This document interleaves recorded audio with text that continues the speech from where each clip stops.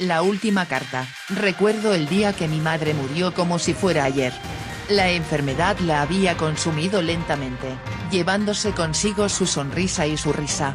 Me senté en su cama, sosteniendo su mano fría y delgada, mientras las lágrimas caían sin cesar por mi rostro. En sus últimos momentos, me pidió que leyera una carta que había escrito para mí.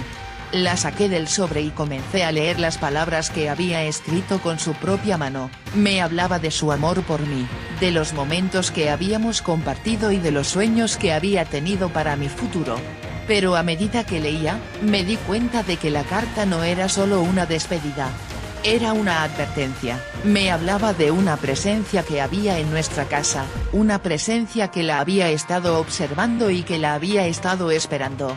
Me pedía que me cuidara, que no dejara que esa presencia me encontrara. La carta mencionaba que la presencia se manifestaba en la oscuridad, que susurraba mi nombre en la noche y que me estaba esperando. Me sentí un escalofrío recorrer mi espalda al leer esas palabras.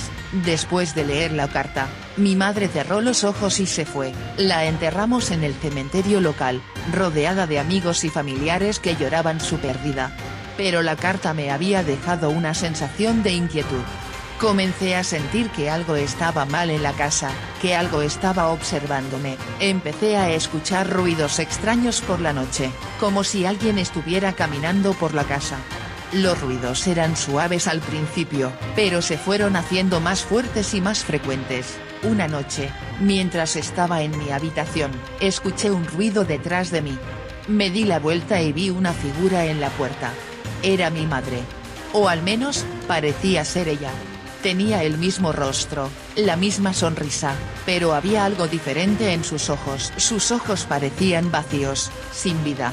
Me acerqué a ella, pensando que era algún tipo de alucinación, pero cuando la toqué, sentí un frío que me heló la sangre.